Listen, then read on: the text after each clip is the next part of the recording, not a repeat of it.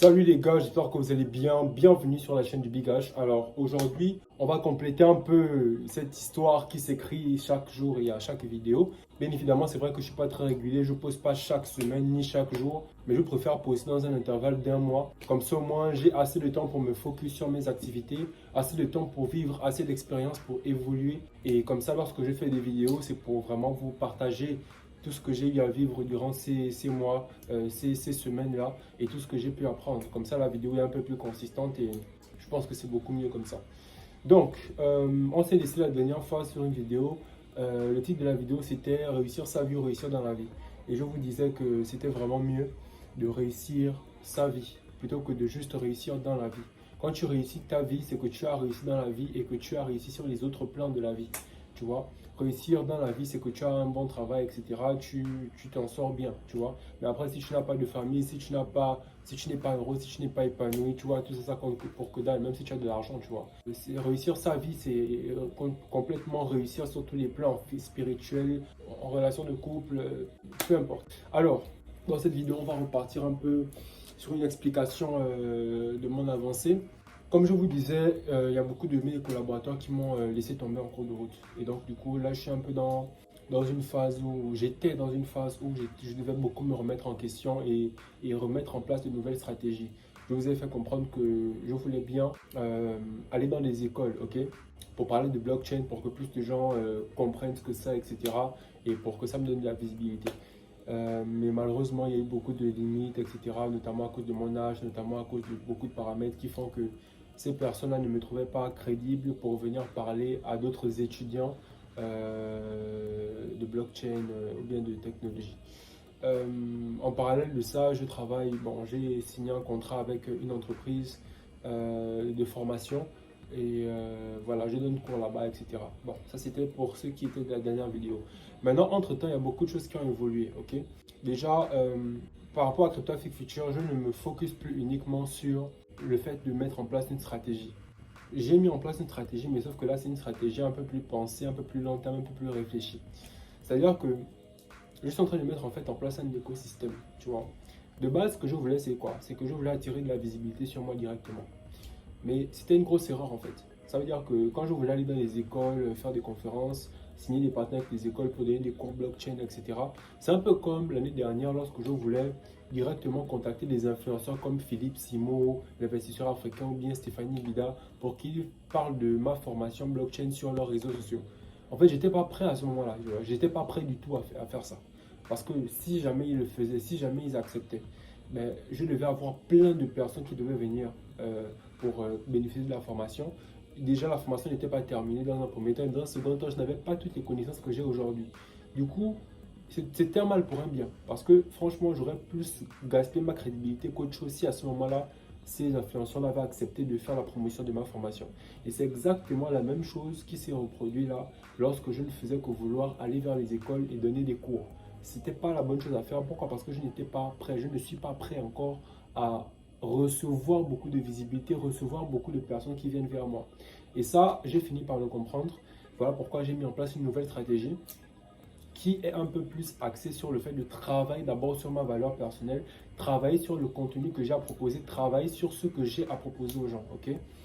Donc, ce que je fais maintenant, c'est que je ne cherche plus de collaborateurs comme des infographes ou bien d'autres formateurs blockchain et tout ça. Non, je ne cherche plus ça.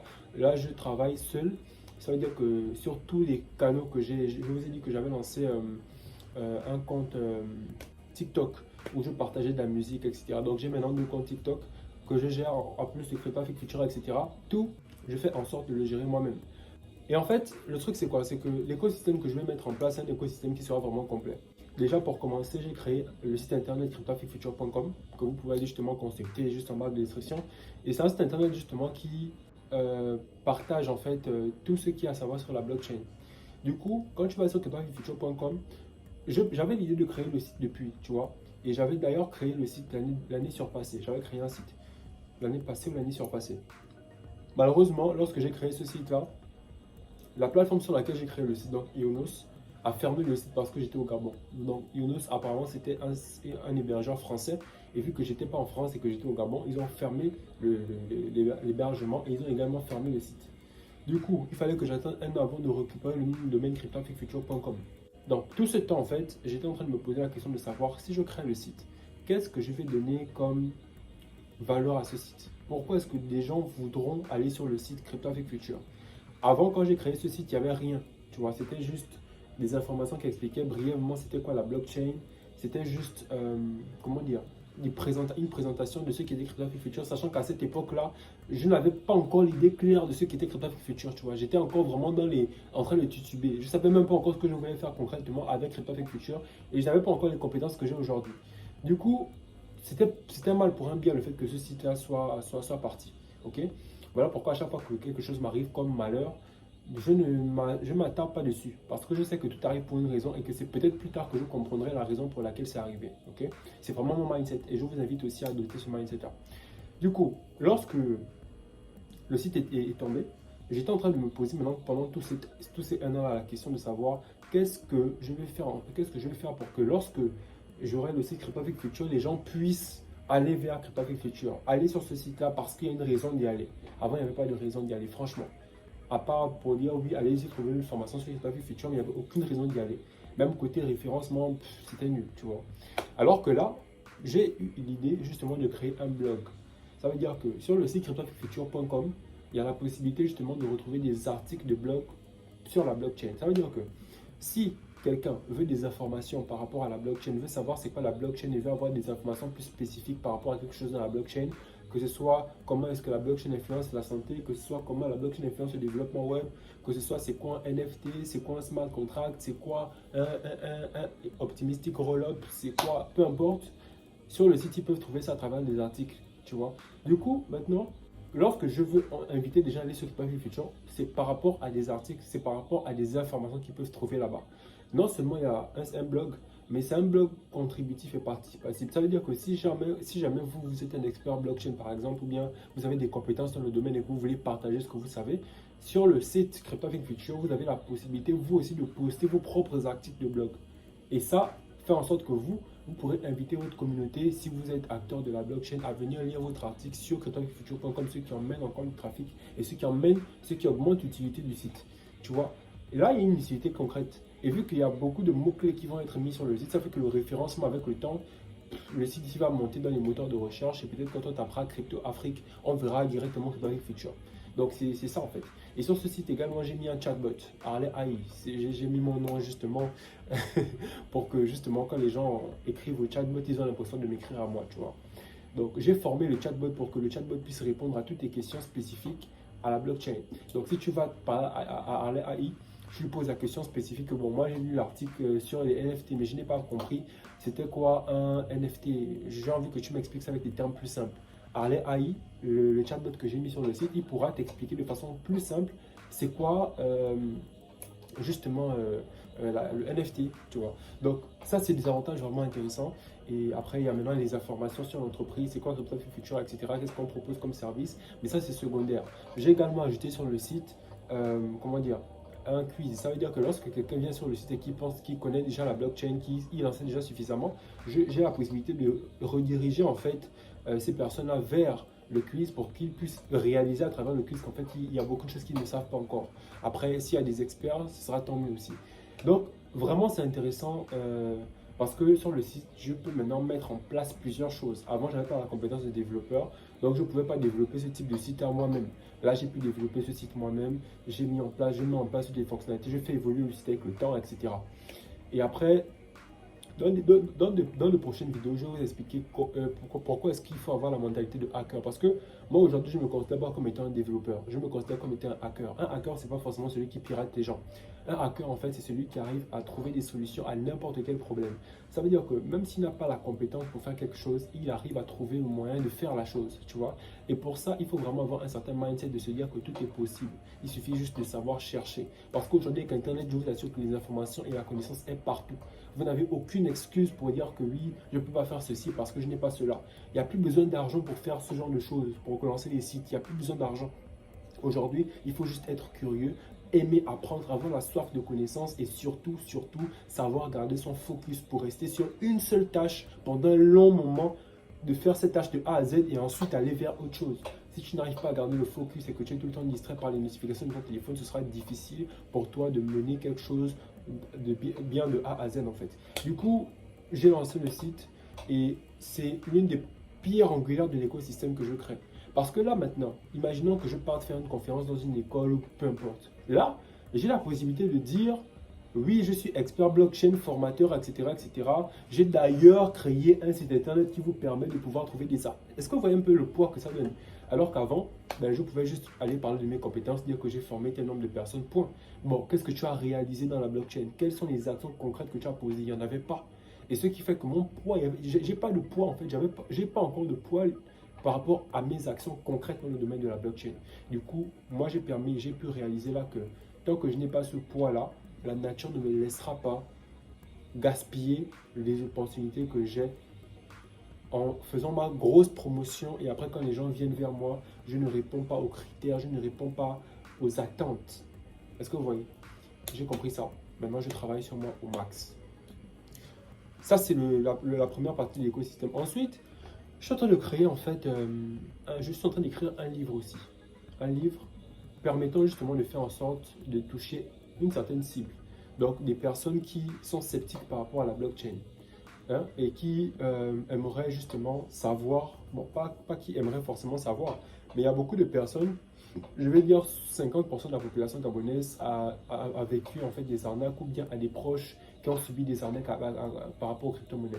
Du coup, je pars du principe que si jamais moi je vais vers le grand public comme ça, juste avec le fait de dire voilà la blockchain, etc., sans prendre en compte les personnes qui ont vécu ces problèmes-là avec les cryptos, ben, je m'expose à me faire huer, je m'expose à ne pas être écouté et je m'expose également à ne pas toucher une certaine clientèle que je pourrais toucher si je mets en place ce que j'essaie de mettre en place actuellement. Donc, comme je disais, je suis en train de mettre en place un livre. Le titre du livre, c'est quoi le titre du livre déjà là? Excusez-moi les gars, comme il y a la lumière qui me frappe, ça me déstabilise un peu le cerveau. Le titre du livre, c'est « De sceptiques à passionnés par les cryptos ». Je voulais mettre « De sceptiques à passionnés par la blockchain », mais je sais que il faudrait plutôt que je parle de crypto-monnaie parce que c'est ce que les gens ont dans la tête. Si je mets de sceptiques à passionnés par les crypto-monnaies, là, les gens vont être plus attirés par ce livre-là.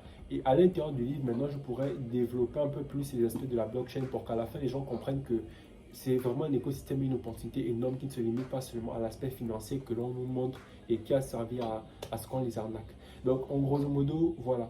Une fois que j'ai mis en place le site internet, une fois que j'ai mis en place le livre, il y a également justement, comment dire, les plateformes que j'ai mis en place comme TikTok avec le compte de Marlès et puis le compte de Gaboma Musique Nostalgie qui me permettent de donner de la visibilité au site à travers le fait de promouvoir le site dans les vidéos de musique, etc. Une fois que j'ai mis en place cet écosystème-là, il y a encore d'autres idées que je pourrais avoir. Je vais maintenant mettre en place un produit que je vais commercialiser. Bien évidemment, il faudra aussi que je puisse mettre en place la formation blockchain, que je la termine, parce que je n'ai pas encore terminé cette formation-là. Je vous dis que quand j'ai mis en place cette formation, je n'avais pas encore beaucoup de connaissances, autant de connaissances qu'aujourd'hui. Donc là, je pense que si... En fait, je vais vous expliquer un peu le truc. Le truc qui fait que je disais que j'ai pas assez de connaissances, que j'avais pas assez de connaissances. En fait, lorsque j'ai mis en place la formation de devenir expert blockchain l'année surpassée, je savais c'était quoi la blockchain, je maîtrisais en fait l'écosystème blockchain, tu vois, mais je n'avais pas encore pratiqué, j'avais jamais lancé de projet blockchain, j'avais jamais développé en blockchain, j'avais jamais vu comment est-ce qu'on lance un projet blockchain de A à Z, je ne comprenais pas comment fonctionnaient les ICO, les levées de fonds, lorsque l'on... Je ne connaissais pas tout ça. Donc, durant tout ce temps-là, il y a des projets blockchain sur lesquels je travaille, il y a plein de trucs qui font en sorte que maintenant j'ai les connaissances en question. Le droit, par exemple, par rapport à la juridiction blockchain, je n'avais pas tout ça. Aujourd'hui, j'ai des collaborateurs. J'ai créé mon compte LinkedIn. Il y a des gens qui me contactent sur LinkedIn, comme par exemple l'entreprise DeepFab avec qui je peux travailler en collaboration pour le droit blockchain. Il y a d'autres entreprises aussi qui font de la comptabilité blockchain avec qui je peux travailler en collaboration. Même si je n'ai pas l'expertise, je peux aller vers ceux qui ont l'expertise pour développer la formation. Est-ce que vous voyez? Et là, c'est beaucoup plus pertinent et ça me donne beaucoup plus de poids par rapport à si j'avais justement commercialisé la formation comme elle était avant. Donc là, l'idée, c'est juste que je termine cette formation-là. Et une fois que j'ai terminé, j'aurai le site, j'aurai les canaux de communication à travers les plateformes TikTok, etc.